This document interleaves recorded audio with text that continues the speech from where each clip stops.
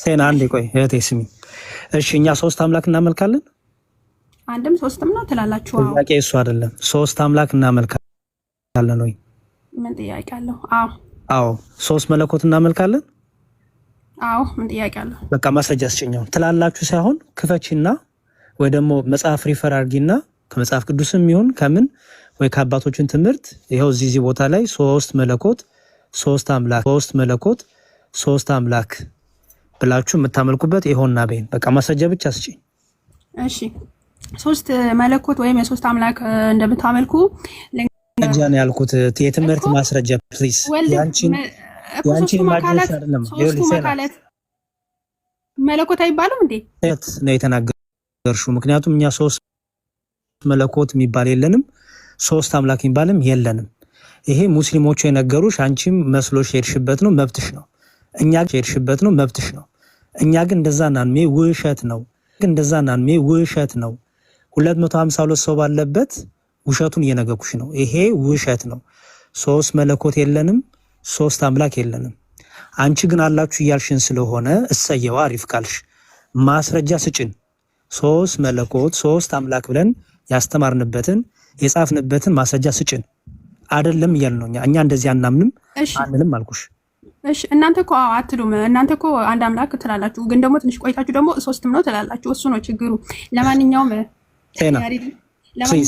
ለምሳሌ መዝሙር ያሬድ እሺ፣ አብ ወልድ መንፈስ ቅዱስ ሶስቱም አካላት መለኮት ናቸው እንደ ክርስትና አስተምሮ። ስለዚህ ሶስት መለኮት አለ፣ ሶስት አካል አለ። ኦኬ፣ ስለዚህ አታውቂም ማለት ነው። በቃ ስለዚህ እናስተምርሽ። በቃ እድል ሰጠውሽ፣ ምንም አታውቂውም። ያሬድ አንድ ነገር ልጠይቅህ እባክህ። አንዴ ስሚ፣ የክርስትናውን ትምህርት ልንገርሽ። ደጋግመህ እድል ሰጠንሽ። የክርስትናውን ትምህርት አታውቂውም። ስለዚህ ልንገርሽ ማለት ባትቀበዩም ለእውቀት ይሆንሻል። ሌላ ቀን ሌላ በትምህርት ሄጂ የክርስቲያኖች ትምህርት አውቃለሁ ካልሽ እውነቱ እንድትናገኝ እንዲረዳሽ ማለት ነው። ኦኬ፣ እኛ በሶስት መለኮት አናምንም፣ ሶስት አምላክም የለንም። አንድ መለኮት አለ። አንድ መለኮት በሶስት አካል ህሉ ሆኖ ይኖራል።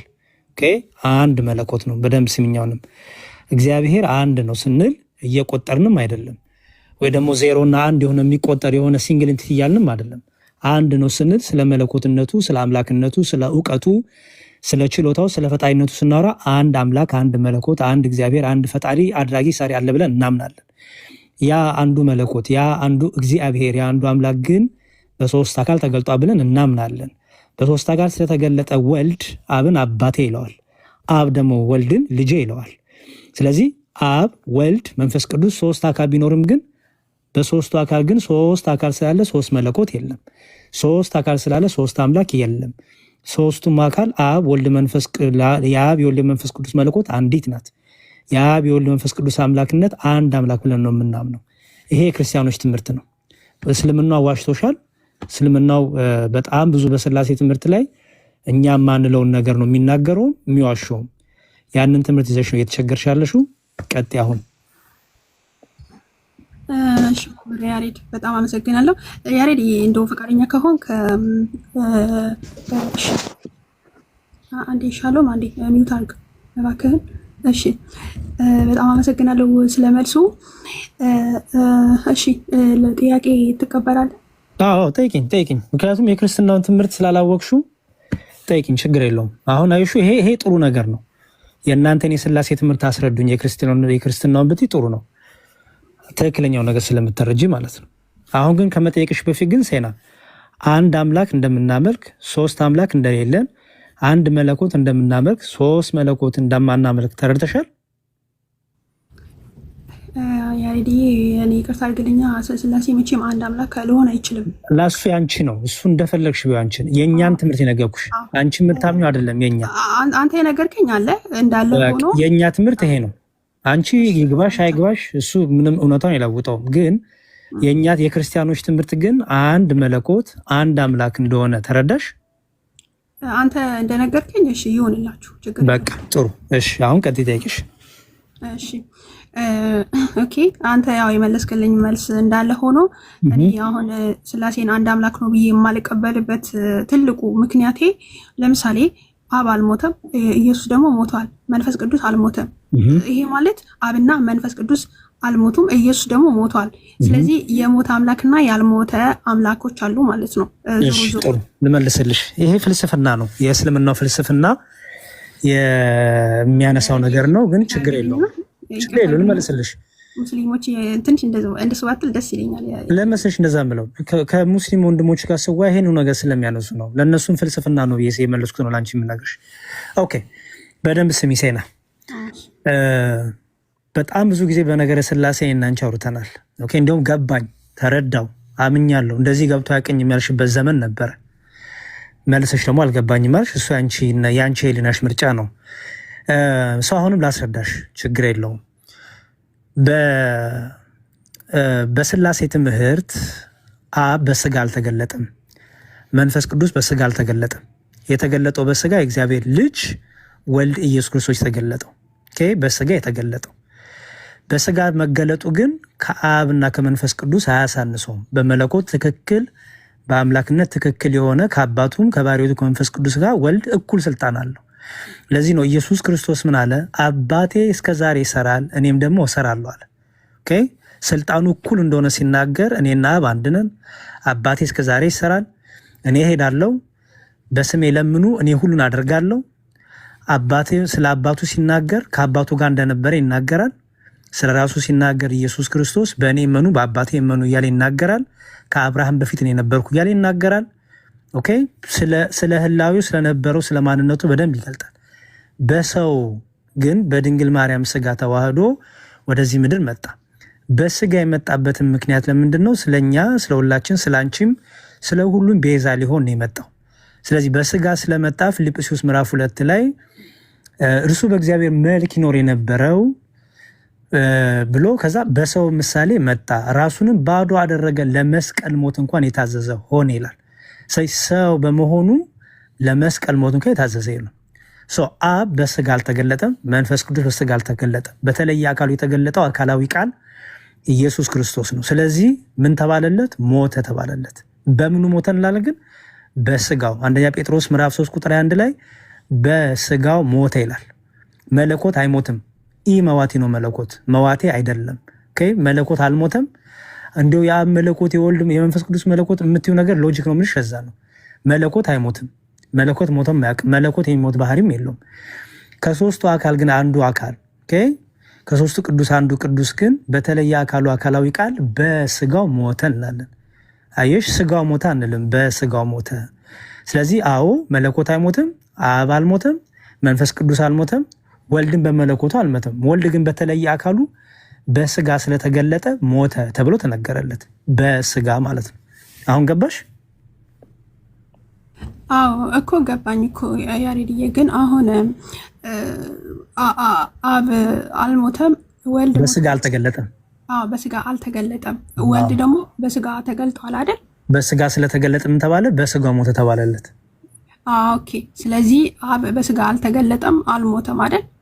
በስጋ የተገለጠው ወልድ ነው። አሁን በስጋ ስለመገለጽ ካወራን ድረስ አብና መንፈስ ቅዱስን አይመለከትም። ሰው ሆኖ የተገለጠው ወልድ ነው እኮ። ስለዚህ አብና መንፈስ ቅዱስ በስጋ አልመጡም፣ አልሞቱም። ግን ወልድ ደግሞ ሞቷል አይደል? በስጋ ስለመሞት የዚህ ጋር ምንነት ታነሳና ከዛው ትቀይረውና ወደ ማንነት ትሄዳለች። ችግር የለውም። እኔና ሴና በጣም ስንታወቅ ችግር የለውም። ይኸውልሽ ሴና፣ መለኮት መዋቴ አይደለም፣ ለዘላለምም አይሞትም። እንኳን መለኮት አይደለም የኔና አንቺ ነፍስም አትሞትም አይደል? ግን እንሞታለን አይደል? ስንሞት ነፍሳችን ትሞታለች። ነፍሳችን ለምን ነው የማትሞተው? ሴናይ ከማን የተካፈልና ስለሆነች? የእግዚአብሔር እስትንፋስ ስለሆነ። ጎበዝ። የእግዚአብሔር እስትንፋስ ደግሞ ለዘላለም ሕያው ነው አይደለ? ያን እስትንፋስ ይዘን ግን እንሞታለን አይደለ? ጎበዝ። አይሽ ያን እስትንፋስ ይዘን ግን እንሞታለን። እንሞታለን ስን ግን ስለምናችን እያወራ ነው፣ ስለ ስጋችን እያወራ ነው አይደል? ሕያውነትን ከእግዚአብሔር እስትንፋስ ስለተካፈልን ስለተሰጠን አይደል? በጣም ጥሩ። እኔና አንቺ እንኳን ይሞታሉ ሲባል ነፍሳችን እየጨመረ እንዳልሆነ ሁሉ የመለኮት ማንነት መለኮት በባህሪው የሚሞት አይደለም። በቃ አለቀ። ፔሪድ። ታዲያ ማን የሞተው ካልሽ መለኮት አይደለ የሞተው። የምናወራው ስለ ኢሰንስ አይደለም የምናወራው ስለ ምንነት ሞተ እያልን አይደለም። ምንነት ከሞተማ አምላክ ሞተ ማለት ነው አይደል? መለኮትነት ሞተ ማለት ነው አይደል? ለምሳሌ አንቺ ስትሞቺ ምንነትሽ ሞተ ከተባለ እኮ ነፍስሽም ትሞታለሽ ማለት ነው። ትክክል። ስለዚህ ምንነትሽ አይሞትም አይደል? ግን ምንነትሽ ከማንነትሽ ጋር ስለተዋሃደች ማንነትሽ ማለት ስጋና ደም ጋር ስለተዋሃደች ተነገረላት። ምን ተባለ? ሞተ ተብሎ ተነገረለት አይደል? ስትሞቺ አሁን እንዴ ስጋዋ ቀረ ነፍሷ እየተባለ አይነገርም። ሞተ ነው አይደል የሚባለው? ሞተች ነው የሚባለው። ኦኬ። ምንነትሽ ግን አይሞትም አይደል? ትክክል። በጣም ጥሩ። መለኮትም መዋቴ አይደለም። መለኮት አይሞትም፣ ለዘላለም ይሞት አይደለም። ኦኬ። ግን በተለየ አካላዊ ቃል ሰው በመሆኑ ሞተ ተብሎ ተነገረለት። ሞተ ተብሎ የተነገረለት ምንነት ሞተ እያልን አይደለም፣ ወይም መለኮትነት ሞተ እያልን አይደለም። በስጋ ያልነው ለዛ ነው። አሁን ክርስቶስ ሲሞት ስጋ ሞታ አንልም። አይሹ በስጋ እንላለን። ለምንድነው በስጋ የምንለው? ለምሳሌ አንቺ ስትሞቺ ሴና ስጋሽ ሞተ ነው የምንለው። ሁሉ ነገር ነው። ምክንያቱም ስጋና ነፍስሽ ይለያያል አይደል? ትክክል። ኦኬ። ኢየሱስ ክርስቶስ ሲሞት ግን በስጋው ሞተ ተባለለት። አንቺ አሁን ስትሞቺ በስጋሽ ሞትሽ ይባላል አይባልም። ክርስቶስ ሲሞት ግን ምን ተባለለት? በስጋው ሞተች። ያ ስጋ ምን የተዋህዶ መሆኑን ያሳያል። መለኮት የተዋህደው ገንዘብ ያደረገው ስጋ መሆኑን ያሳያል፣ በሚለው ማለት ነው። ስለዚህ መለኮት አይደለ የሞተው፣ መለኮት በስጋ እንላለን። አይሹ በለበሰው ስጋ ሞተ። የማይታየው ታየ። ለምሳሌ የማይታየው ታየ እንላ አይደለ? በምን ታየ ሲባል በስጋ ታየ አይደለም ነው። ቃልም ስጋ ሆነ ስለሚል አይደል? ያ ቃል የማይታየው በስጋ ስለተገለጠ ታየ ተባለ። ለዚህ ነው ፊልጵስዩስ ላይ ያ በአምላክ መልክ ይኖር የነበረው በሰው ምሳሌ ተገለጠ የሚለው ለዛ ነው። ስለዚህ የሞተው ምንነት አይደለም የሞተው፣ ወይም ኤሰንስ አይደለም የሞተው፣ ወይም ባህሪ አይደለም የሞተው፣ ወይም የመለኮት ማንነት አይደለም። እንደዛ ከሆነማ ዓለም ሁሉ ፈጣሪዋ ቆመ ማለት ነው አይደል? ስለዚህ በተለየ አካሉ ወልድ ኢየሱስ ክርስቶስ በስጋው ሞተ እንላለን ማለት ነው። ኦኬ። ስለዚህ አሁን እንግዲህ ከሶስቱ አካል አንዱ አካል በተለየ ስጋው ሞተ ማለት ነው አይደል? በተለየ አካሉ በተለየ ስጋው በሚለው ሳይሆን በተለየ አካሉ ያልነው ለመሰለሽ፣ በተለየ አካሉ ያልነበት ምክንያት አብ አካላዊ ነው ግን በስጋ አልተገለጠም። መንፈስ ቅዱስ አካላዊ ነው ወይም እኔ ባይ ነው ማለት ነው፣ ግን በስጋ አልተገለጠም። ወልድ ግን እኔ ባይ ነው አካላዊ ነው፣ በስጋ ስለተገለጠ በተለየ አካሉ ተባለለት። ኦኬ። ስለዚህ አብና መንፈስ ቅዱስ እሺ በአካል ናቸው አይደል? ሁለቱም በሶስት አካል እናምናለን። አካል ስንል እኔ ባይነት ማለት ነው። እኔ ባይ ለምሳሌ አብ ልጄ ይሏል አይደለ? ወልድን ወልድ ደግሞ አባቴ ይሏል አይደለ? አብን። ስለዚህ አብ ወልድ አይደለም፣ ወልድ አብ አይደለም ማለት ነው። ኦኬ። እሺ። ስለዚህ አሁን እንግዲህ በስጋ የተገለጠ እና በስጋው ደግሞ የሞተ አካል አለ፣ በስጋ ያልተገለጠ አብና መንፈስ ቅዱስ አሉ ማለት ነው አይደል? ይኸውልሽ በመለኮት አብ ወልድ መንፈስ ቅዱስ አንድ ናቸው። የሚያንስ የሚጨምር የሚተካከል የቅደም ሁኔታ የለም። ግን ታዲያ ማን በስጋ ተገለጠ ከተባለ ወልድ። አብ አልተገለጠም፣ መንፈስ ቅዱስ አልተገለጠም። ታዲያ ማን የሞተው ስንል የምናወራው ስለ መሞት ስናወራ ስለ ኤሰንስ እያወራን አይደለም። ባህሪ ሞተ እያልን አይደለም፣ ወይም መለኮትነት ሞተ እያልን አይደለም። አሁን ቅድም ያልሞተ መለኮት አለ የሞተ መለኮት አለ የምትይው ትክክል አይደለም። ያልኩሽ እዛ ነው። ምክንያቱም ስለ አንቺ እንኳን ስናወራ ምንነትሽ አይሞትም ማለት አይደል? ስለ ሰው ስናወራ ትክክል። በቃ አሁን ስለ ሞት የምናወራ ከሆነ ስለምንድን ነው የምናወራው? ስለ ሰው ሞት ስናወራ ስለምንድን ነው የምናወራው? ስለ ስጋ ይሞት አይደል እንጂ ስለ ምንነት ሞት አይደለም። ምንነት ሞትማ ቢሆንማ ሴናይ ሞትሽ በቃ አለቀ፣ ትረሻለሽ፣ በሰማይም በምድርም ጠፍተሻል፣ ማንነትሽ የለም ማለት ነው። እንደዛ ደግሞ አይደለም የተፈጠር ነው። እንደዛ እንዳንሆን ደግሞ ያደረገን ምንድነው? ተካፋይ ስለሆነን አይደለ? ምን አይነት ነገር ተካፋይ ሆነን ያ እስትንፋስ እፍ ተባለብን። እኛን እንኳን ህያው አድርጎ ጠብቆናል። እንኳን ራሱን ባህሪ ራሱ ይሄን እስትንፋስ እፍ ያለብን ለዘላለም ህያው ነው። እኔና አንቺ እንኳን በጸጋ ህያው ሆነን ኖረናል። አይሹ ስለ ሞት ስናወራ ስለምን እንደምናወራው ማለት ነው። ስለ ምንነት ሞት ሳይሆን ስለ ስጋ ሞት ነው የምናወራው። ለክርስቶስም ሞተ ስንል ያልሞተ መለኮት የሞተ መለኮት የሞተ አምላክ የሞተ አምላክ እያልን አይደለም እያልን ያለ ነው። በስጋው በተለየ አካሉ በስጋው ሞተ እያልን ነው ማለት ነው። ኦኬ እሺ። ሶ አሁን ዞሮም ላይ አሁን በስጋ የተገለጠ አካልና በስጋ ያልተገለጠ አካል አለው ማለት ነው አይደል? ይኸውልሽ በጣም ጥሩ አካል እኔነት ማለት ነው። ለምሳሌ አሁን እግዚአብሔር መንፈስ ነው አይደለ? ኦኬ መላእክት መናፍስት ናቸው፣ መንፈስ ናቸው አይደል? ረቂቃን ናቸው አይደል? ስጋና ደም አላቸው? የላቸውም። ግን ሚካኤል ገብርኤል ነው አይደለም? ገብርኤል ሚካኤል ነው አይደለም? እንደ እሳት በጣም ብርሃናዊ ቢሆኑ እንደ ንፋስ ደግሞ ረቂቃን ቢሆኑ እኔነት ግን የላቸውም ያስብላል? አይ አያስብልም። ስለዚህ አካል ስንል ስለ ባዲ እያወራን አይደለም። ስለምንድን ነው የምናወራው? ስለ ፐርሰን ሁድ ወይም ስለ እኔነት ነው የምናወራው። ስለዚህ አዎ በአካል ሶስት አብ ወልድ መንፈስ ቅዱስ። አብ ወልድ አይደለም፣ ወልድ አብ አይደለም፣ መንፈስ ቅዱስም እንደዛው። የአካል ሶስትነት ግን አልጎደለም። ኦኬ ምክንያቱም የምናወራው ስለ መለኮት አካል ነው የምናወራው። ስለዚህ አልጎደለም በሰማይም በምድር። ለዚህ ነው ክርስቶስ ሲናገር ምን አለ? ከሰማይ ከወረደው በቀር ወደ ሰማይ ወጣ ማንም የለም አለና እርሱም በሰማይ የሚኖረው አለ የሰው ልጅ ነው አለ። ይሹ በምድር እያዩት እኮ ነው፣ ግን በሰማይ ደግሞ አለው እያላቸው ነው። በሰማይ የሚኖረው የሰው ልጅ ነው አላቸው። ኦልሬዲ እኮ በምድር እያዩት ነው። ስለዚህ በሰማይም አለን፣ ምክንያቱም እርሱ አምላክ ነውና በሁሉ የሞላ ነው። ግን በጠባብ ደረት ተወስኖ ከድንግል ማርያም በነሳው ስጋ የተገለጠው ማን ነው? ወልድ። በተለየ አካሉ ወልድ። አብ አልተገለጠም፣ መንፈስ ቅዱስ። ፐርፌክት። እሺ እሱ ገብቶኛል። ግን ያሬድዬ ላይክ አሁን አብ አካል ነው እኔ ባይ ነው፣ መንፈስ ቅዱስ አካላዊ ነው አካላዊ መንፈስ ቅዱስም አካላዊ ነው እኔ ባይ ነው። ስለዚህ አብና መንፈስ ቅዱስ በአካል ይቅርታ በስጋ አልተገለጡም፣ ወልድ ደግሞ ተገልጠዋል። ስለዚህ ዞሮ በስጋ የተገለጠ አካልና በስጋ ያልተገለጡ ሁለት አካላት አለ አስብልም ነው እኔ ጥያቄ። መገለጥ ማለት መሰለሽ ይኸውልሽ አሁን ስለ መገለጥ ስናወራ በስጋ አለመገለጥ የሉም አያስብልም። ምክንያቱም ወልድ ምን አለ? አብ በእኔ አለ እኔም በአብ አለው አለ። አብ ከኔ ተለይቶ አያውቅም ብሏል። ለቅጽበት እንኳን አብ ከወልድ ተለይቶ አያውቅም። አብ በወልድ አለ ወልድ በአብ አለ ብለን እናምናለን። ይሄ ኩነት ምለው ወይ ኦንቶሎጂ ምለው ትምህርት ማለት ነው። ሰው አልተጋህ ለምሳሌ ክርስቶስ ምን አለ? እኔን ያየ አብን አየ አለ አይደል? አይደል? እኔን ያየ አብን አየ። ፊልጶስ አብን አሳየና ይበቃናል ሲለው አንተ ፊልጶስ እስከዚህ ዘመን እንዴት አታውቅም? እኔን ያየ እኮ አብን አየ አለው። አሁን እኔን ያየ አብን አየ ሲል አብን በስጋ ተገለጠ እያለ ነው አይደለም? አይደል? አይደለም። ሲጀመር እያለ ነው። ስለ እያወራ ያለው ስለ ባህሪ፣ ስለ መለኮት፣ ስለ ስልጣን። ምክንያቱም አብን አሳየና ይበቃናል ነበረ ጥያቄው። እሱን አይተውታል። አባትን አሳየና ይበቃናል።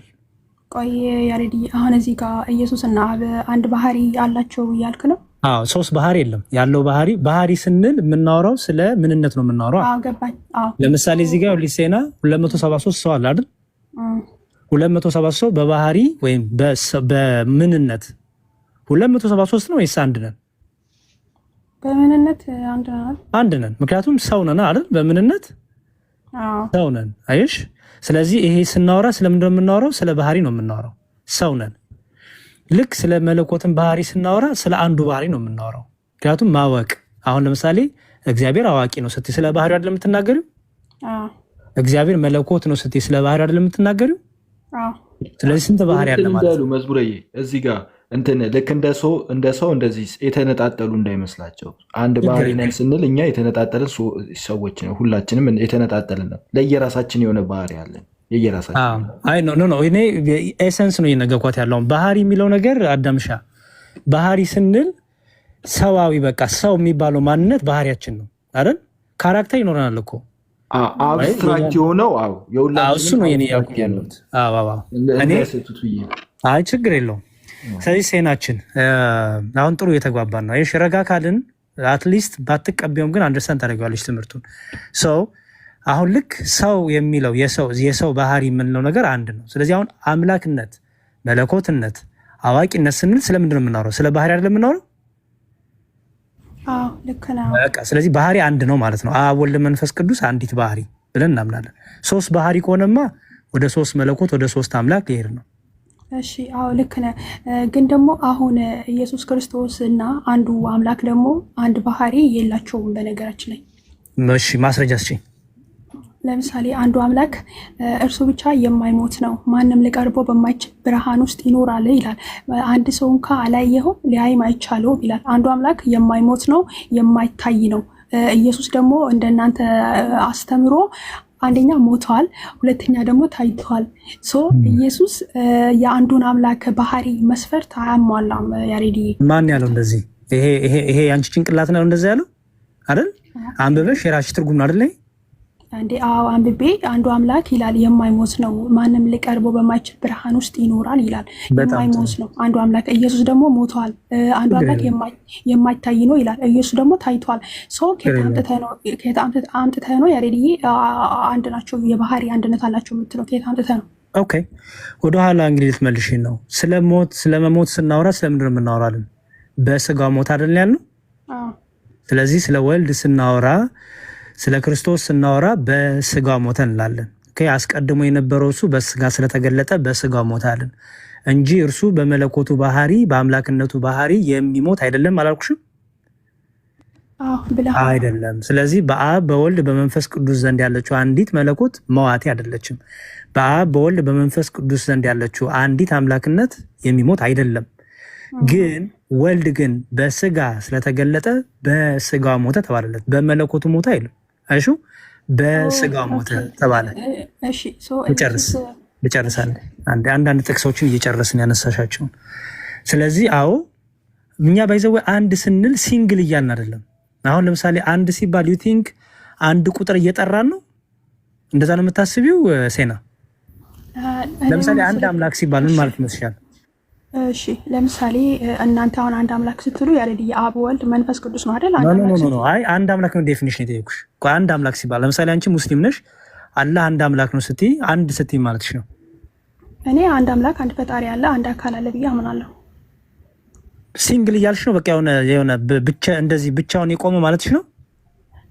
እኔ ኦፍኮርስ ማለት ኦፍኮርስ ፈጣሪ አንድ ነው ብዬ ካመንኩ እንግዲህ ከእርሱ ጋር ማንም እንትን ቢጤ የለውም ከተባለ ጀስት ሌላ እንጃ ሌላ ትርጉም አለው እንደ ያሬድ።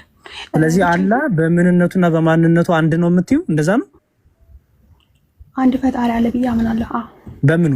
ለምሳሌ በመጽሐፍ ቅዱስ ለምሳሌ አንድ በእስልምናው ብቻ መልሽልኝ። ቆይ እግዚአብሔር ከኔ ጋር ማን ነበር?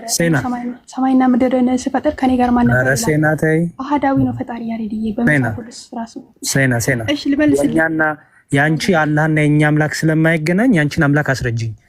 አንቺ አላህ አሁን እኮ ስለ ስላሴ ያወራ ነው ያሬድዬ፣ ስለ ስላሴ ያወራ ነው። ጥሩ እሺ በቃ ስለዚህ አታንሸዋ። በቃ ኦኬ። ስለዚህ ወደ ክርስትናው እንመለስ። እሺ አሁን አንድ አምላክ ነው ዲፋይን ላድርግልሽ ፕሊዝ። እኛ አንድ አምላክ ስንል ሲንግል ኢንቲቲ እያልን አይደለም፣ የሆነ አንድ ነጠላ ማንነት እያልን አይደለም። በመጽሐፍ ቅዱሱ አንድ አምላክ ሲል አንድ ከሆነ ስለ ቁጥር እያወራን ከሆነማ ዜሮም ይቀድማል እኮ አይደል? መቁጠር ከጀመረን እኮ ዜሮ ይቀድማል። ስለዚህ ምኑን አምላክ ሆነ ከተቆጠረማ? ስለዚህ አንድ ስንል አንድ ጣት እያወጣን እንደምንለው አይደለም፣ ወይ ደግሞ የሆነች ነገር አንድ ቁጥር እንደምናያት ማለት አይደለም። አንድ ስንል ብቸኛ የሆነ እርሱ በፈጣሪነቱ በአምላክነቱ በመለኮቱ በግርማው በአገዛዙ በስልጣኑ የሚመስለው የሌለ እያልን ነው እንጂ እየቆጠርን እንደዚህ እያልን አይደለም። ሰው አንድ አምላክ ስንል እንደዛ ነው። ሰው አሁን የመጀመሪያው ጥቅሱን እንጨርስ። የመጀመሪያው ጥቅሱ ላይ ምንድን ነው የሚለው? ማንም በማይቀርበው እርሱ አይሞትም፣ በመለኮቱ በባህሪው አይሞትም። እንኳን እርሱ አይደለም እኔና አንቺም በነፍሳችን አንሞትም እኮ አልኩሽ። እኔና አንቺም አንሞትም፣ ምክንያቱም ከባህሪው ተካፋዮች ስለሆንን። እርሱ በባህሪው የማይሰጠው የማይቀማው ህያው ነው። ለእኔና ለአንቺ ግን እፍ አለብንና ያን ህያውነት በጸጋ አገኘን አይደለ ሴና? እኔና አንቺ እንኳን እኮ ሞታለን። የማይሞት ነው ሲባል ከምን አንጻር እየተነገረ ነው ማለት ነው? የመለኮት ባህሪን እየተናገር ነው አይደል? አዎ ደግሞ አሁን እዚህ ጋር ረድዬ አንድ አምላክ አብ አለን ይላል። አንዴ ጥቅሱን እንጨርስ። አንዳንድ ጥቅስ ዝም ብለሽ አትዝለሊ። ይሄ መጀመሪያ ያነሳሽውን ጥቅስ እንጨርስ። እሺ ገባኝ። አንዴ እያንዳንዱን የምትጠቅሹን ጥቅስ በጣም ስለምናውቀው በየተራ አስረዳሻለሁ። አንዴ የመጀመሪያውን ጥቅስ ብቻ አንዴ እንጨርስ። ሰው የማይሞት መርዳ ያሬድ ይቅርታ፣ እሷ ሌላ ጥያቄዎቿን ነው የምታስበው እንጂ መምህር አንተ እያልክ ያለውን ልብ ብላ አትሰማውም። ችግር የለውም። ይሄ ነው የሚታየኝ። እሷ ኢስ ፋይን። ቆይ አንዴ ፕሊዝ፣ አንዴ ሴና፣ ችግር የለውም። አትጎበማል። እሺ ምንም ችግር የለውም። በሴና ጥያቄ ሌሎቻችንን ስለምንማር እኔና ሴና ደግሞ ስለምንተዋወቅ ችግር የለውም።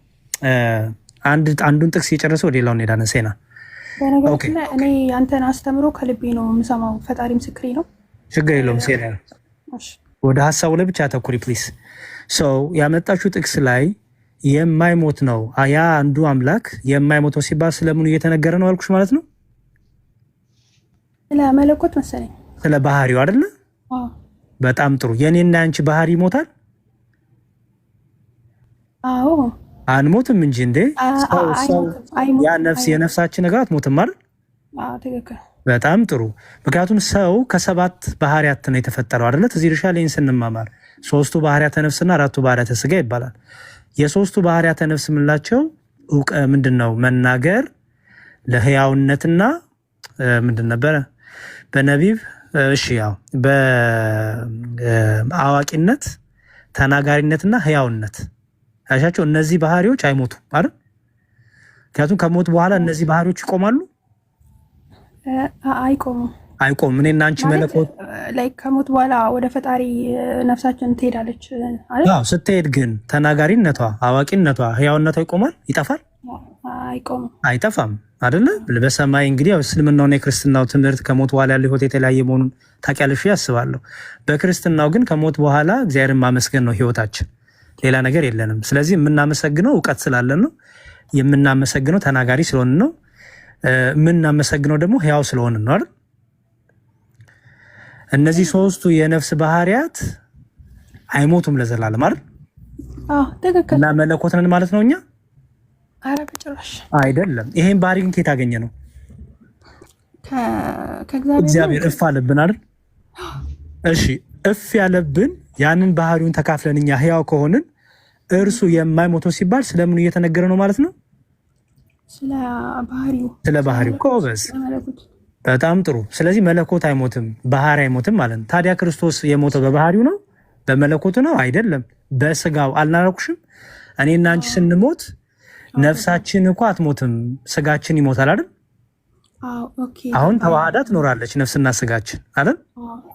ስንሞት ግን ያ ምንነታችን አይሞትም። ምክንያቱም ህያው ሆነን ተፈጥረናል። አይሹ እኛን ህያው አድርጎ እንዳንሞት ያደረገን አምላክ በስጋ ብቻ ስንሞት በነፍሳችን በምንነታችን ግን ለዘላለም ህያው ነው እንድንኖር ያደረገን አምላክ እርሱ ደግሞ ለዘላለም ህያው ነው፣ አይሞትም። በባህሪው ግን ሞተ ተብሎ ሲነገረት በምንድን ነው ማለት ነው?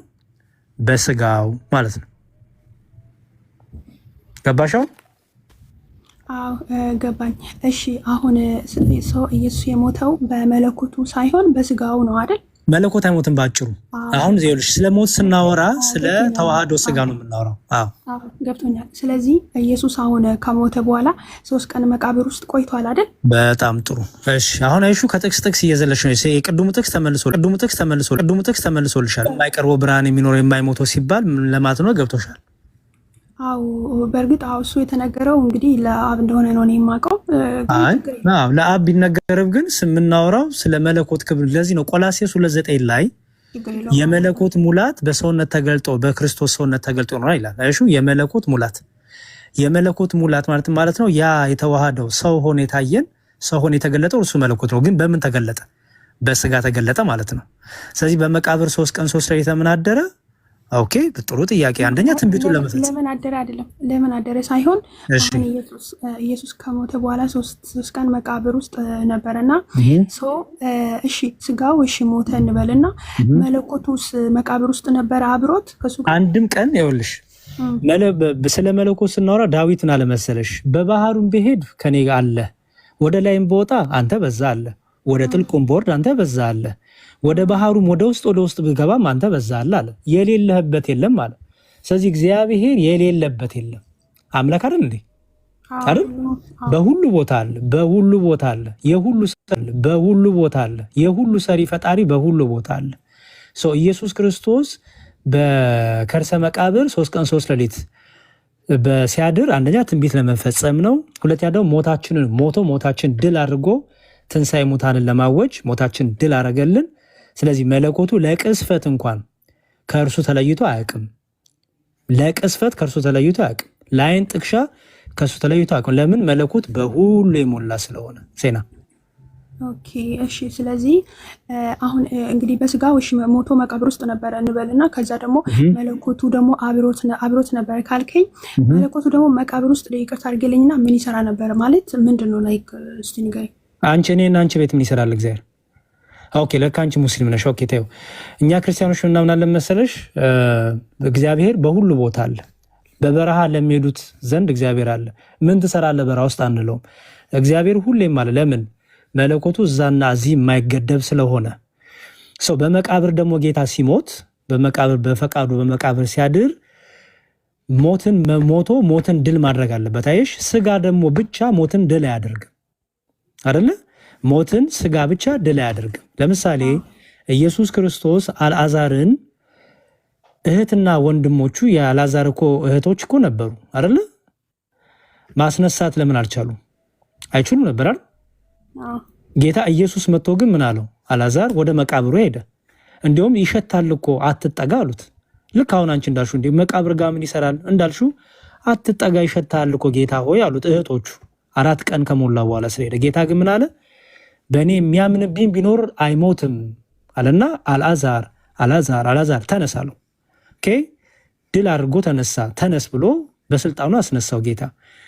እንግዲህ አልዓዛርን ከሞት ያስነሳው ከመቃብር ያስነሳው ጌታ የትንሣኤና የህይወት ባለቤት እርሱ ለመሆን እንደሆነ ለማሳየት ይህን አደረገ።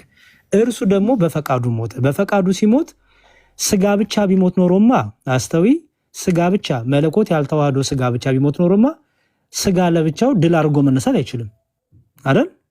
ከሞት መነሳት አይችልም። ስለዚህ ሞት መገደል ስላለበት መሞት እና መነሳት ስላለበት ጌታ የመጣበት ምክንያት የሰው ልጆች በመቃብር በሰው እንዳይቀሩ ትንሣኤ ሙታን ለማወጅ ስለሆነ በመለኮት ስልጣኑ ተነሳ በገዛ ፍቃዱ። ለዚህ ነው ምን አለ ጌታ? ይህን ቤተ መቅደስ አፍርሱት በ3 ቀን እሰራዋለሁ አላቸው አይደለ? ከዛ እንዴ ያ ሁሉ ዘመን የፈጀብንን ቤተ መቅደስ እንዴት ነው በ3 ቀን እሰራዋለሁ የሚለው ብሎ ተገረሙ። ጌታ ግን እንዲሁም ምንድነው ተገረሙ ሲሆን እንዲሁም በጣም እንትን አሉ፣ እሱ ላይ በጣም ተነሱበት በአመፅ። ጌታ ግን ይላል ስለ ሰውነቱ ይነግራቸው ነበር ይላል። ስለ ሰውነቱ ማለት በፈቃዱ ደግሞ እንደሚነሳ ይነግራቸው ነበር። ስለዚህ በመቃብር መለኮት የተዋህዶ ስጋ ምን ይሰራ ካልሽኝ ስጋ ለብቻው ሞትን ድል አድርጎ መነሳት ስለማይችል ማስነሳትም መነሳትም ስልጣኑ ስለሆነ ይህንን በስልጣኑ ለመነሳት ይህን አደረገ ጌታ። ኦኬ ስለዚህ አሁን ኢየሱስ በስጋው ሞተ፣ በመለኮቱ ደግሞ የሞተውን ስጋውን አስነሳ እያልከኝ ነው? ይኸውልሽ በክርስቶስ መነሳት የአባቱን ፍቃድ፣ የወልድን ፍቃድ፣ የመንፈስ ቅዱስ ፍቃድ አለበት። ምክንያቱም ሞትን ማንም ድል አድርጎ መነሳት አይችልም። በስጋ ብቻ ያለ ሰው ወይም በሰው ብቻ የሆነ ሰው አይችልም ሞትን ድል አድርጎ መነሳት። ስለዚህ በፈቃዱ ሞተ እኮ አልኩሽ ቅድም። በአፍርሱት እኔ በ3 ቀን አስነሳዋለሁ ያላቸው እኮ ለዛ ነው። በፈቃዱ እንደሚሞት ነገራቸው። በፈቃዱ ደግሞ በስልጣኑ እንደሚነሳ በአባቱም በሱም በመንፈስ ቅዱስም ስልጣን ሞትን ድል አድርጎ እንደሚነሳ ነገራቸው ማለት ነው። ስለዚህ ራሱን አስነስቷል። አባቱም መንፈስ ቅዱስም ያቺ ስልጣን አንዲት ስለሆነች ክርስቶስ ተነስቷል ብለን እናምናለን። በክርስቶስ መነሳት የሁላችንም ሞት ተገሎልናል። እሺ አሁን ኢየሱስ እንግዲህ በመለኮቱ የራሱን ስጋ ከሞት አስነስተዋል አልከኝ አይደል? አንድ መለኮት ያለው ይኸውልሽ በመለኮቱ ሳይሆን አሁንም ያውቅሽ ያልኩን ስሚኝ። ያ ክርስቶስ ወደ መቃብር ቅዱስ ስጋው ከቅዱስ ነፍሱ ለይቶ ወደ መቃብር ሲወርድ ያ ለቅስፈት እንኳን ከተዋህደው ስጋ መለኮት ተለይቶ አያውቅም። ምክንያቱም ባይነሳማ ኖሮ ወንጌላችሁ ሁሉ ከንቱ ነው። ባይነሳማ ኖሮ ይሄ ሁሉ ወንጌል ይሄ ሁሉ የኛ ነገር ራሱ ምንም ከንቱ ነው። ለዚህ ነው ቅዱስ ጳውሎስ ክርስቶስ ሞቶ ባይነሳ ኖሮ ሁሉ ነገር ከንቱ ነው እንዳለ ነው። ስለዚህ የክርስቶስ መሞት ሞታችን ለሞት ነው አልኩሽ እኮ። ደግሞ መነሳቱ ያቺው ስልጣን ሞትን ማስነሳት የሚችል አንድ መለኮት አንድ አምላክ ስለሆነ ራሱም ስለ ራሱ እንደሚያስነሳት ነፍሴን ላኖራትም ላጠፋትም ደግሞ ላነሳትም ስልጣን አለኝ አለ። አብ ደግሞ አስነሳው ተባለ፣ መንፈስ ቅዱስም አስነሳው። ለምን? የምናወራው ስለ አንዲት ስልጣን ስለሆነ ማለት ነው። አዎ ልክ ነው። አሁን እዚህ ጋር ለምሳሌ ኢየሱስ እኔ ከራሴ ምንም ነገር ማድረግ አልችልም ይላል። እሱን ደግሞ አንዴ ጋር አንዴ ይቅርታ አድርግልኝና መዝሙረ እንደዚህ አዳም ትጨርስ፣ ችግር የለውም አዳምሻ። በጣም ትንሽ ደቂቃ ልውሰድና ትጨርስ። ምክንያቱም ጥያቄዎቿ እየተመለሰለት ሲሄድ ለራሷ የቤት ስራ ይሆናታል። መጀመሪያ ሴና እስካሁን 2 ነው 3 ጥቅስ አነሳች። ለእነዛ መልስ አገኘሽ? ችግር የለውም። አዎ ማለት አይጠበቅብሽ። ውስጥሽ እና አንቺ ተነጋገሩ። ኦኬ ከራሴ አንዳች ማድረግ አይቻለኝም የሚለውን አምጥተሽ ወደዚህ ልታመጩ ነው አይደል? አይደለም። ቆይ አሁን አንተ እንግዲህ ኢየሱስ እንግዲህ ያው በመለኮቱ የስጋውን ከሞት እንዳስነሳ ነግረኸኛል። ኢየሱስ ደግሞ አሁን ለምሳሌ እኔ ከራሴ ምንም ነገር ማድረግ አልችልም ይላል። ከዛ በሰማይና በምድር ስልጣን ተሰጠኝ። አንዳንድ ጥቅስ እየጨረስን ፕሊዝ ሴና አንዴ ስሚኝ። ምክንያቱም እያንዳንዱ የተነገረበት የራሱ የሆነ አውዳይ ፍቻ ያለው ሴና። አሁን ትልቁ ችግር የሆነ ነው። ቆይ ሴና ከራሴ አንዳች ማድረግ አይቻለኝም የሚለውን መልስ አንዴ ምክንያቱም መጽሐፍ ቅዱሱን ምንም ክሎ የለሽ ነው። አሁን ሴና ለምሳሌ ቆይ ስሚኝ አንዴ። ከራሴ አንዳች ማድረግ አይቻለኝም ሲል ጌታ እንዲያው ከሞት ማን ነው የሚያስነሳ? እንዲያው ከአንተና ከአብ ምንድን ነው ማን ነው የሚበልጠው ተብሎ ተጠይቆ ነው የተናገረው ጌታ። ኢየሱስን ከሞት ያስነሳው እንደ መጽሐፍ ቅዱስ የአባቶቻችን አምላክ ኢየሱስን ከሞት አስነስቷል። እሱን አይደለም ጥያቄ ሴና። ጥቅስ ለጥቅስ አንትለዝ። ራሱ ክርስቶስ እንዳስነሳው መንፈስ ቅዱስ አስነሳው እንደተባለ አብም አስነሳው እንደተባለ ጥቅስ ሰጥሻለሁ። እኔ ችግር የለውም። አሁን ይሄ ጥያቄ ከጥቅስ ጥቅስ አንዝለል። አንድ ጥቅስ እየጨረስን ሴና ከራሴ አንዳች ላደርግ አይቻለኝም ሲል ጌታ ምን ተጠይቆ ነው ንገሪኝ እኮ። እኔ ከራሴ ምንም ነገር ማድረግ አልችልም ማለት በቃ ምን ተጠይቆ ነው ጥያቄ እኮ። በሰማይና በምድር ስልጣን ተሰጠኛል አይደል? ምን ተጠይቆ ነው ጥያቄው እኮ። እኔ እንደሰማው እናገራለሁ። ምን ተጠይቆ ነው ጥያቄው ሴና? እንዴ ለምሳሌ አሁን ሴና እንደዚህ ብልሽ ሴና እንዴት ነሽ ብልሽ በሚቀጥለው ሳምንት ጀርመን ሄዳለሁ ብትይኝ ይሄ አያስኬድም። አይሹ ስለዚህ ወይ የት ትሄጃለሽ የሚለው ጥያቄ ነው የመለስሽልኝ፣ ወይ ደግሞ ምንድነው እቅድሽ በሚቀጥለው ሳምንት ስልሽ ይሆናል። ስምሽ ማን ነው ለሚለው ግን በሚቀጥለው ሳምንት ጀርመን ሄዳለሁ ያልሽው መልስ አምጥቼ ስምሽ ማን ነው ለሚለው ከወሰድኩ ያስኬዳል? አያስኬድም። ጥያቄን ስሚኛው ነው ጌታ ኢየሱስ ክርስቶስ ከራሴ አንዳች ነገር ማድረግ አይቻለኝም ሲል ምን ተጠይቆ ነው? ያሬድ ጥያቄውን በጥያቄ አትመልስ። ጠያቂዋ እኮ እኔ ነኝ። ኦኬ አታውቂውም፣ ገብቶኛል። ችግር የለውም ስንተዋወቅ። ስለዚህ ልመልስልሽ እኔ። ይኸውልሽ ኢየሱስ ክርስቶስ ከራሴ አንዳች ማድረግ አይቻለኝም ሲል እንዲያው ብቻህን ምንም ማድረግ አትችልም እንዴ? ቆይ መጽሐፍ ቅዱስ ብከፍት ይሻላል። እንዲያውም አንዴ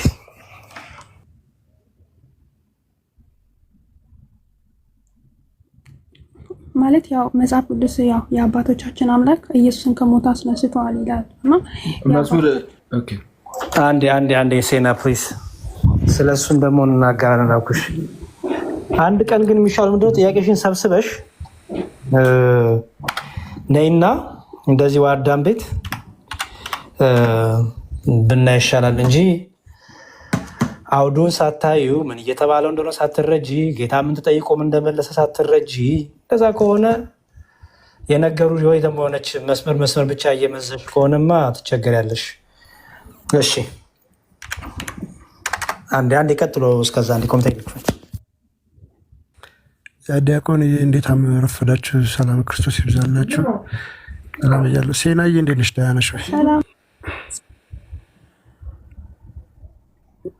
ሚት ሆነሻል። ሜቢ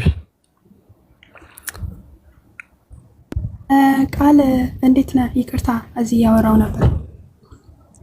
አላ እግዚአብሔር ይመስገን። ያው የተለመደ አይነት እንትን ነው እያዩ ያለሁት እና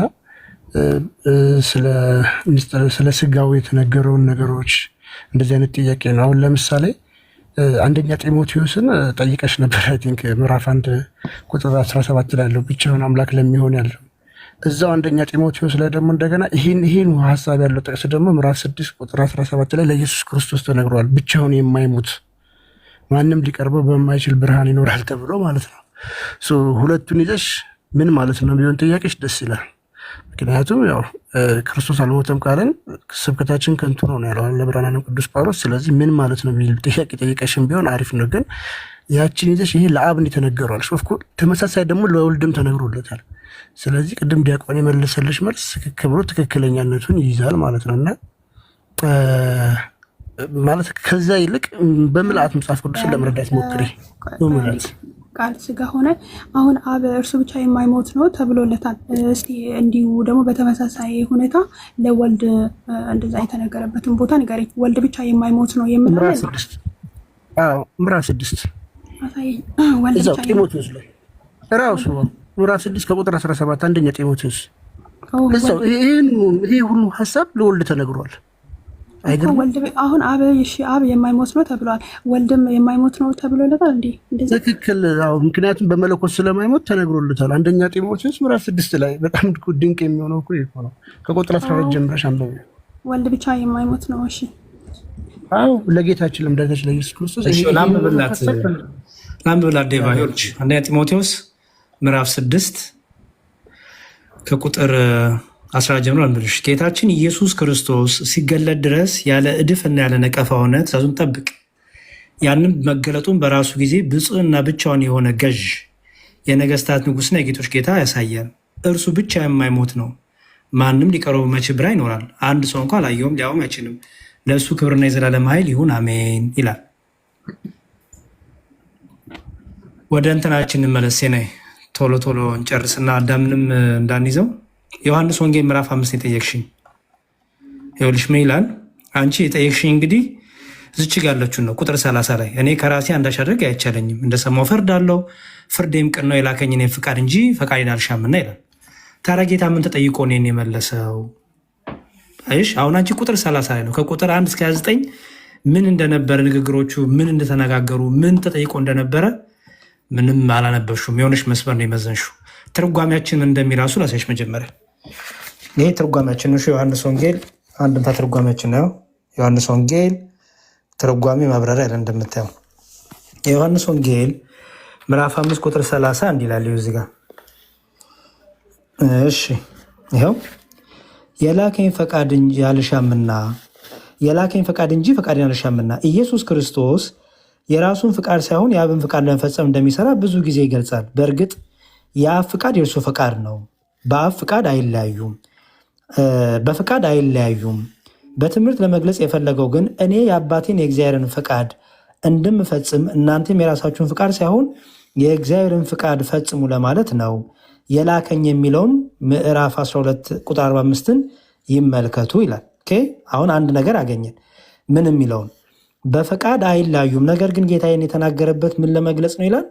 የአባቴን የእግዚአብሔርን ፍቃድ እንደምፈጽም እናንተም ደግሞ የራሳችሁን ፍቃድ ሳይሆን የእግዚአብሔርን ፍቃድ ፈጽሙ ለማለት ነው አለና ስለ እኔ ምስክርነት አለ።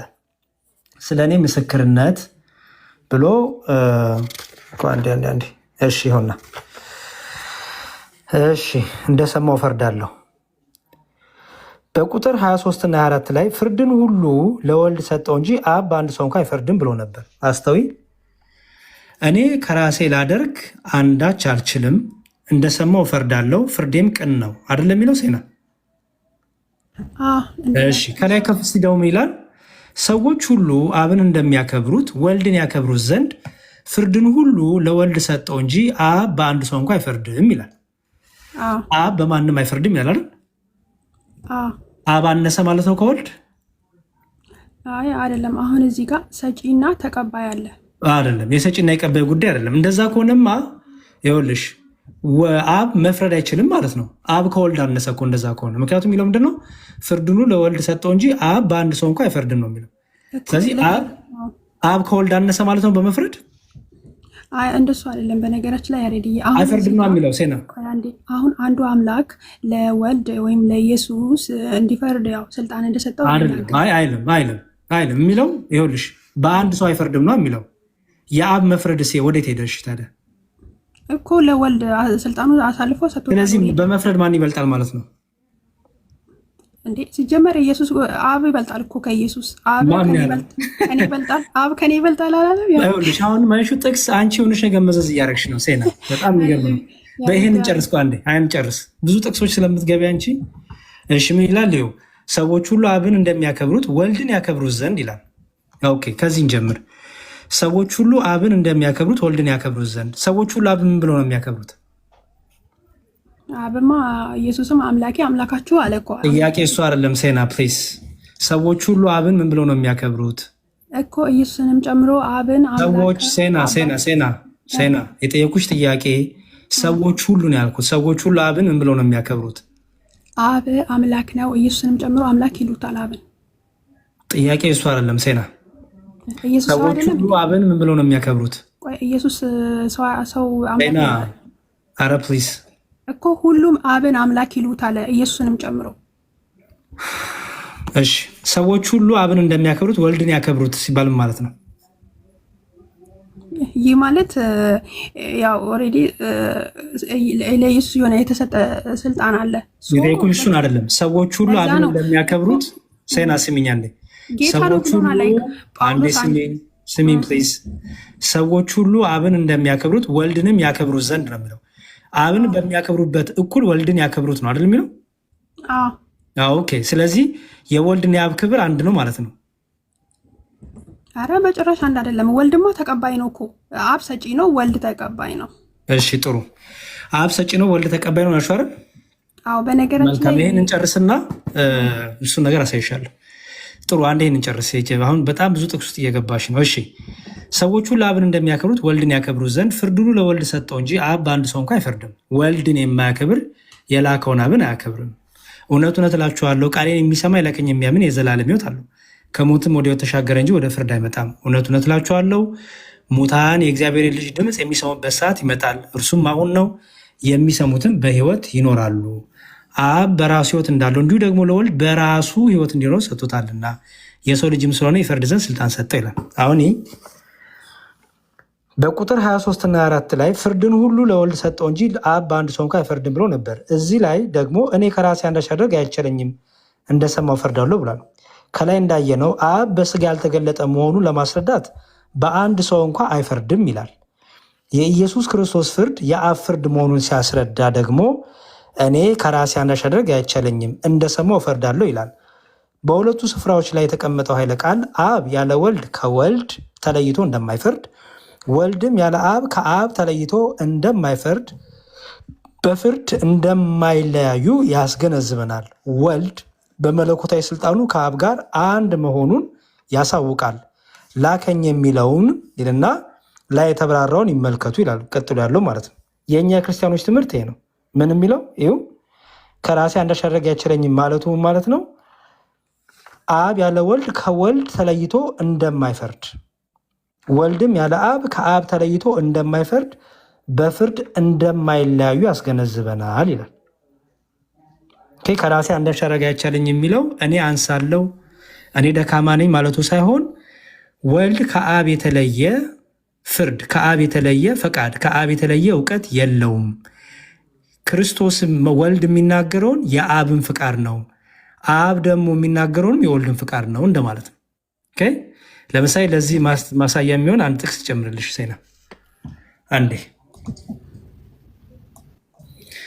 ጥቅስ ጨምርልሽና ወደ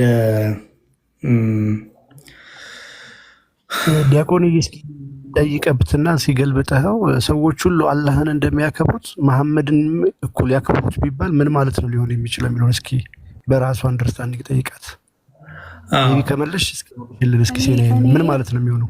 ቆይ ነው ዴባ መጽሐፍ ቅዱሱ ራሱን ችሎ ስለሚያስረዳ ምንም ችግር የለውም። ቁርአኑን ማንሳትም አይጠበቅብንም። እሺ አንድ ነገር ደግሞ ላሳይሽ እስቲ። እሺ እስቲ አንድ ጥቅስ እናንብብ። በዮሐንስ ወንጌል ምዕራፍ 14 ላይ እንዲህ ይላል፣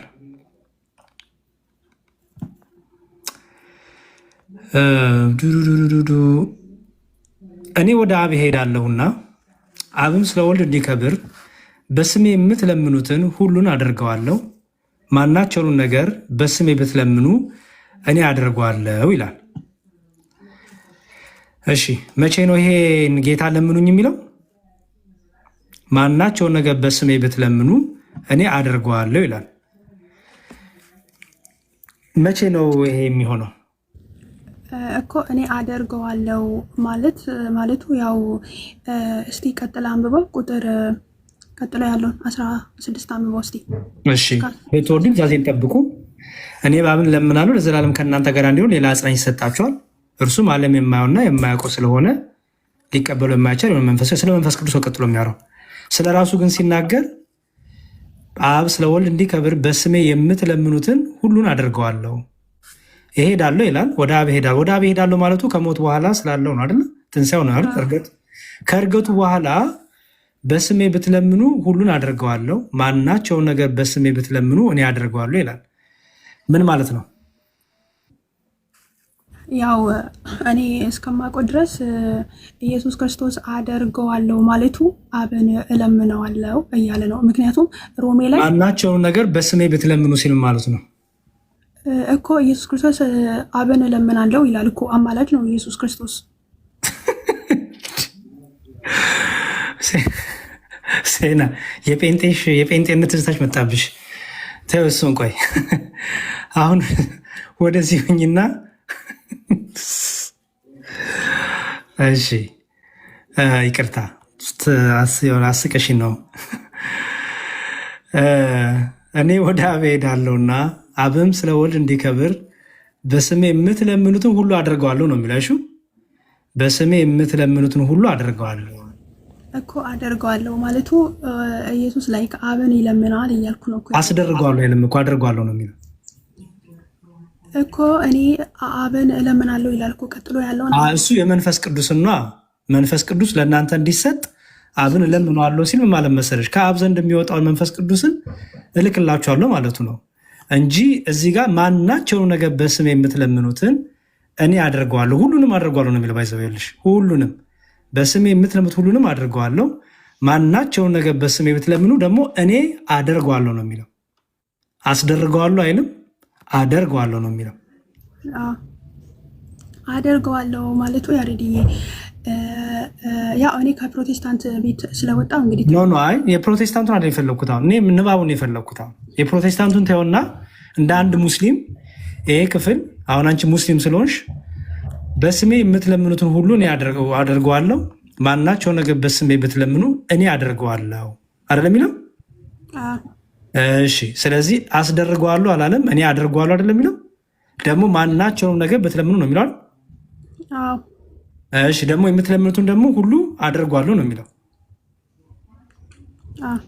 ከሞት በኋላ ከእርገቱ በኋላ ያለው ነው እየነገረን ያለው ጌታ።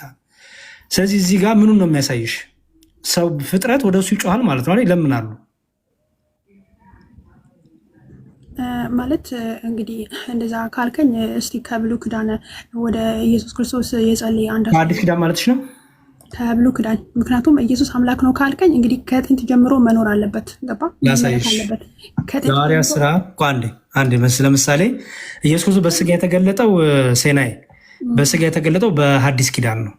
ስለዚህ በሐዲስ ኪዳን ስለተገለጠ በስጋ ከመገለጡ በፊት ኢየሱስ በብሉይ ኪዳን ተመልኳል። ስሚኝ ቆይ ሴና፣ አሁን የምናወራው ስለ ስጋዊ አይደለም የምናወራው፣ ሰው ስለሆነው ጌታ ነው የምናወራው። ከሶስቱ አካል አንዱ አካል ኢየሱስ ክርስቶስን። ክርስቶስ ደግሞ ምን አለ? ማናቸው ነገር ብትለምኑ እኔ ምን አደርገዋለሁ አለ? አደርገዋለሁ አለ። እሺ አንድ ነገር ላሳይሽና ከዛ ወደ ሌሎቹ ሄዳለሁ። የስልጣን ልዩነት እንዴ ላሳይሽ ፈልጌ ነው።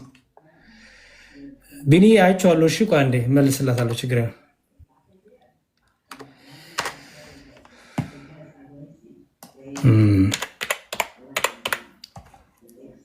እሺ እስቲ አንድ ሁለት ክፍሎች አነብልሽና ከዛ እንዴት እንደተረዳሽ ትነግኛለሽ ሴና። ኦኬ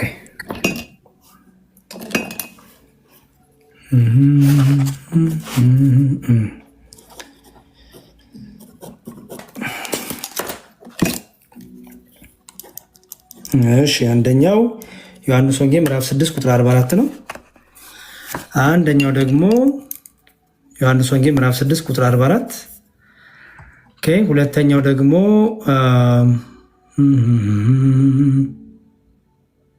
14:6 እሺ ከ14:6 ልጀምር።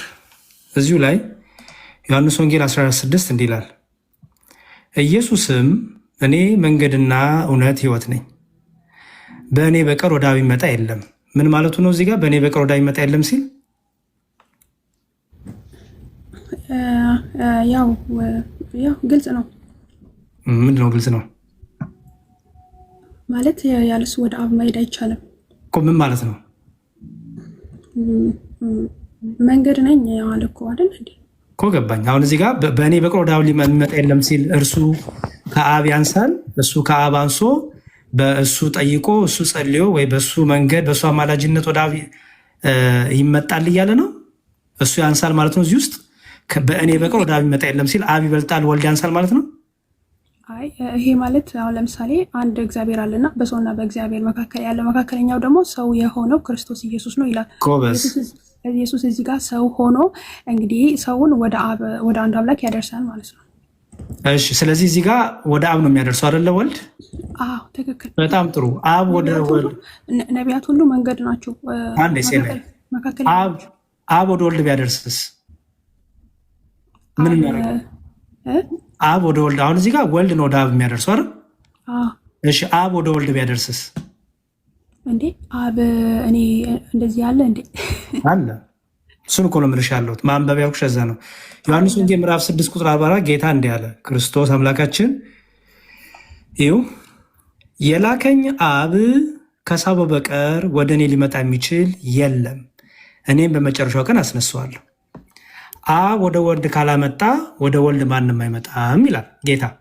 ወደ እኔ ማንም አይመጣም ይላል። ያው አብ ካልሳበው በቀር ወደ እኔ ማንም ሊመጣ የሚችል የለም ይላል።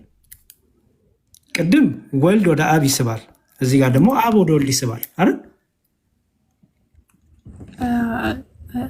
አንድ ነው ግን ማለት ኢየሱስ አሁን እዛ ምን ተረዳሽ? እዚህ ጋር አብ ከሳበው በቀር ወደ እኔ ሊመጣ የሚችል የለም ሲልም ማለት ነው። ያው ማለት የክርስቶስ ራስ አብ ነው አይደል? ለዛ መሰለኝ እንግዲህ ማን ያለው እንዴ? የክርስቶስ ራስ አብ አይደለም እንዴ? እስቲ አምጪልኝ፣ ችግር የለውም። እዚህ ጋር ከሳበው በቀር ሴና አሁን እኮ ሳቀር ለሚያዝ ነው አይደለም አለ እኮ መጽሐፍ ቅዱስ። ችግር የለውም። እሱ በምን እንደተባለ ሳይሻሉ አንቺ እንደዛ ወስደሽ ከሆነ መብትሽ ነው። እዚህ ጋር ለምሳሌ የቤተ ክርስቲያን ራስ ነው አይደል? የቤተ ክርስቲያን ራስ ማለት ነው እኮ። ቆይ ክርስቶስ የቤተ ክርስቲያን ራስ ተርጉሚያው ራስ የሚለውን ራስ ደግሞ አብ ደግሞ ሴና እየተረጎምሽ ፕሊዝ። የቤተ ክርስቲያን ራስ ነው ሲባል ለምሳሌ ባልም ራስ ተብሏል፣ ክርስቶስም የቤተክርስቲያን ራስ ተብሏል። ምን ማለት ነው? እሺ ይሄኛውን እንጨርስ በቃ መጀመሪያ። በቃ ጥሩ። ስለዚህ አብ ከሳበው በቀር ወደ እኔ ሊመጣ የሚችል የለም ይላል። ምን ማለት ነው? ቅድም ወልድ ወደ አብ ይስባል፣ ያለ እኔ ወደ አብ አትመጡም ይላል።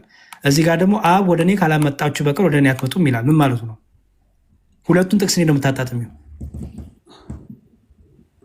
ያው ጭራሽ እኔም በመጨረሻው ቀን አስነሳዋለሁ ይላል። አዎ ያው በእርግጥ መጀመሪያ ላይ እንግዲህ ያየነው ጥቅስ ኢየሱስ መንገድ ነው፣ ያው ከኔ በቀር ወደ አብ የሚመጣ የለም አለ። ያ ማለት ኢየሱስ እንግዲህ መካከለኛ ነው ማለት ነው። ከኔ በቀር ወደ አብ የሚመጣ የለም አይደለም የሚለው፣ ያለ እርሱ ወደ አብ አትመጡም ነው የሚለው። እዚህ ጋር ግን ደግሞ ድጋሚ አብ ደግሞ ካለሳበው በቀር ያለ አብ ወደ ወልድ ደግሞ አትመጡም ይላል እና አብ መካከለኛ ነው ማለት ነው። ሲጀመር እንትኑ አንድ አይደለም ያለ። እሺ ግን ቀጥልበት እኮ አንድ ካልሆነ ፍችልኛ። አብ መካከለኛ ነው ማለት ነው። ምክንያቱም አብ ካልሳበው በቀር ወደ እኔ አትመጡም እኮ ነው የሚለው እኛን። አብ ወደ እኔ ካላመጣችሁ በቀር ወደ እኔ አትመጡም ነው የሚለው። ይህ ማለት ያው አሁን ለምሳሌ እግዚአብሔር በክርስቶስ መረጠን ይላል። እሱን ለማለት መሰለኝ አይደለም። እሱ አይደለም። ኦኬ ምን መሰለሽ ሴና፣ ምንድነው የስልጣን እኩልነት አለ። የአብ ፍቃድም የወልድ ፍቃድ የመንፈስ ቅዱስን ፍቃድ ሰዎች ሁሉ እንዲድኑ ነው። ስለዚህ አብ ወደ ወልድ ይስባል፣ ወልድ ወደ አብ ይስባል። መንፈስ ቅዱስ ደግሞ ስለ ክርስቶስ ያጸናናል። ትምህርቱን ወንጌልን ስንል በአብ በወልድ በመንፈስ ቅዱስ መካከል ያለችው ሰውን ለማዳን ያለችው ፈቃድ ምን ስለሆነች ነው? አንዲት ስለሆነች ነው። አብ ወደ ወልድ ይስባል፣ ወልድም ወደ አብ ይስባል ሲባል አንዲት ፍቃድ አለች። እዚህ ጋር አብና ወልድ በስልጣን አንድ ናቸው እያልክ? አዎ ባህሪ ስልጣን ስንል መለኮት፣ ስለ አምላክነት፣ ስለ ስልጣን፣ ስለ እውቀት ስንል ስለ ባህሪን እያወራን አልኩሽ ቅድም። አዎ ግን አንድ ናቸው እያልክ ነው? አዎ የባህሪ አንድነት ካልን የስልጣን የአምላክነት የመለኮት አንድነት አለ። በጭራሽ የስልጣን አንድነት የላቸውም። እሺ ማስረጃ ስጭኝ። ለምሳሌ መጨረሻ ላይ ይቅርታ፣ መጨረሻ ላይ ማስረጃ ሴና ጥቅስ። እሺ አንዴ ኦኬ። አሁን ለምሳሌ መጨረሻ እንግዲህ ያው በመጨረሻ ዘመን እንግዲህ ጅስት ያው በቅያማ ዘመን ወልድ ለአብ ይገዛል፣ ሁሉን በጣም ጥሩ ላሳይሽ፣ ይገዛል ይላል። ወልድ ላሳይሽ፣ ችግር የለውም።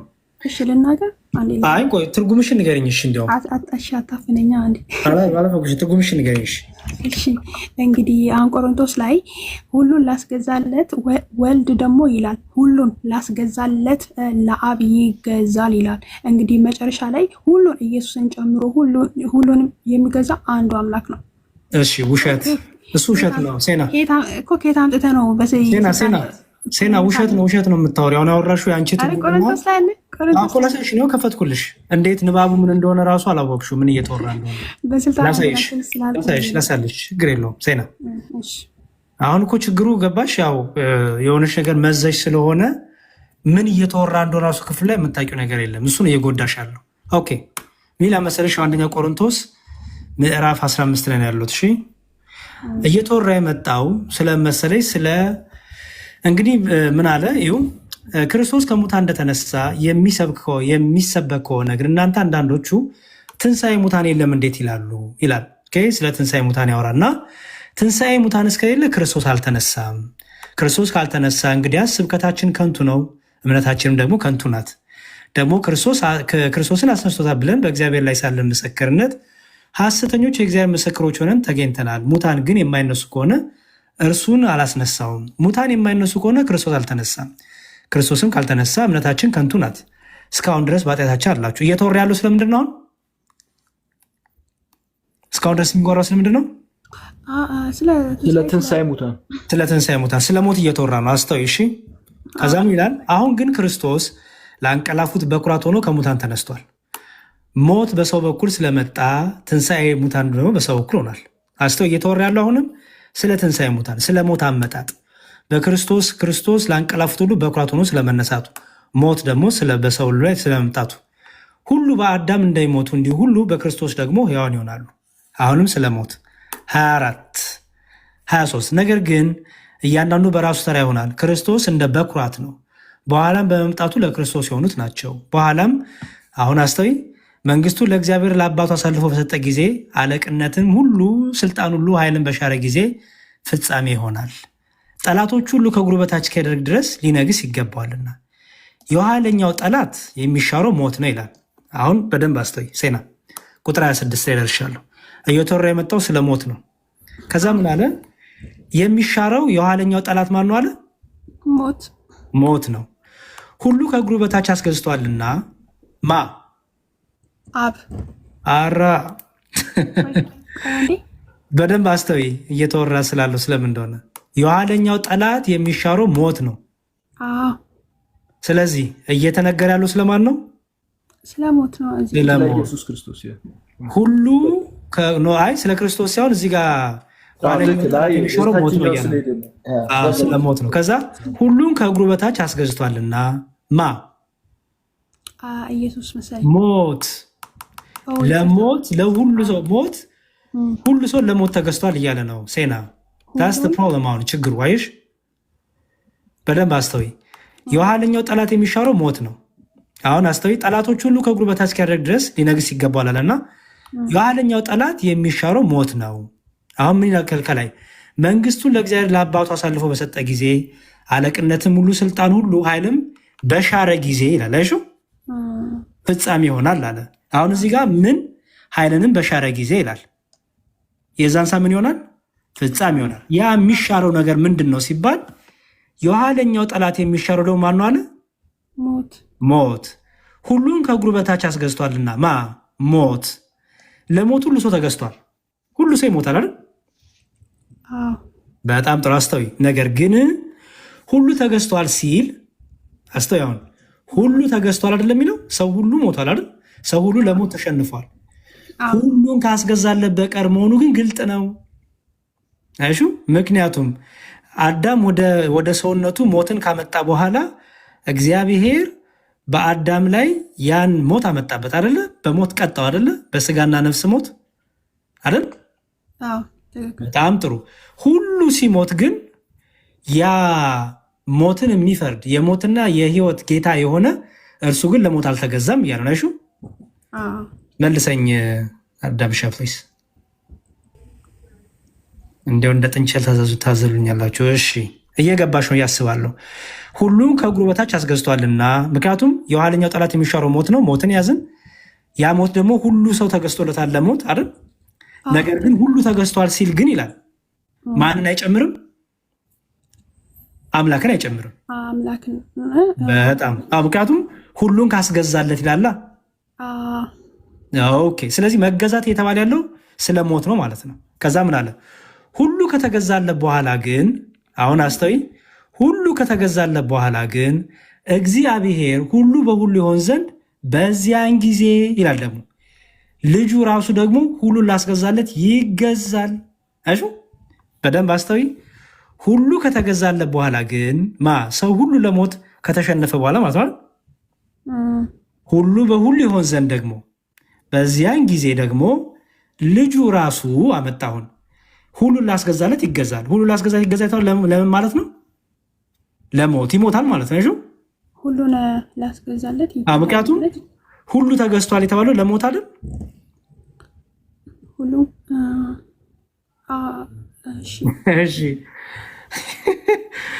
እሺ ይህን ክፍል የነገሩሽ ሰዎች አሳስተው የነገሩሽ። ለዚህ ነው በደንብ አላስተውልሽም። አስተው ያሆነ በደንብ አስተውይ። እየተናገረ ያለው ስለ ሙታን ትንሣኤና ስለምትመጣው መንግስት ነው የሚናገረው። ከዛ ምን አለ? ቁጥር 24 ላይ መንግስቱ ለእግዚአብሔር ለአባቱ አሳልፎ በሰጠ ጊዜ አለቅነትም ሁሉ ስልጣኑ ሁሉ ኃይልንም በሻረ ጊዜ ፍጻሜ ይሆናል አይደል? አሁን የሚሻር ኃይል አለ ማለት ነው አይደል? ኦኬ። ያን ኃይል ደግሞ ማን ነው አለ? ያ የሚሻለው ደግሞ የሚሻለው ጠላት ማን ነው አለ? ሞት። ጎበስ። ሁሉን ከእግሩ በታች አስገዝቷልና ሞት አይደል? ምክንያቱም ሁሉ ሰው ለሞት ተገዝቷል ማለት ነው። ነገር ግን ሁሉ ተገዝቷል ሲል ግን አለ ደግሞ ሰው ሁሉ ተገዝቷል ማለት ነው አይደል? ነገር ግን አለና ደግሞ ሁሉን ካስገዛለት በቀር ነው ይላል ደግሞ።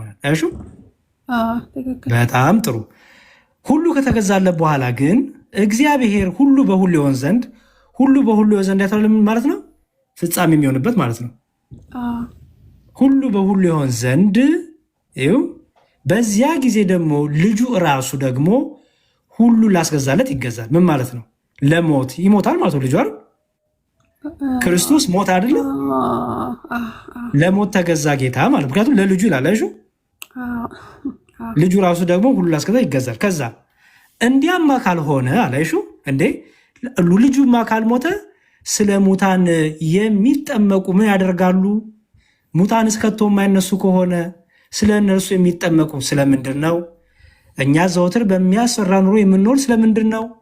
በጌታችን በክርስቶስ ኢየሱስ ባለኝ በእናንተ ትምክህት እየማልኩ ወንድሞች ሆይ ዕለት ዕለት እሞታለሁ። እንደ ሰው በኤፌሶን ከአውሬ ጋር ከታገልኩ ሙታንስ የማይነሱ ከሆነ ምን ይጠቅመኛል? ምን እያለ ነው ክፍሉ? ሞት በወደ ሰው ልጆች መጣ። አስተውይ። ምክንያቱም ከላይ ምን ይላል ጀምር ይኸው ሞት በሰው በኩል ስለመጣ ይላል። አይሹ ከላይ ሙታን በሰው በኩል ሰው ሁሉ ምን ሆኗል ይላል። ይኸው ሙታን በሰው በኩል ሆናልና ትንሣኤ ሙታን ነው በሰው በኩል ሆናል። ሞት በሰው ልጆች ምክንያት መጣ፣ በአዳም ምክንያት መጣ። የሙታን ትንሣኤ ደግሞ በክርስቶስ ሆነ አይደለም? ሁሉ በማን ይሞታሉ?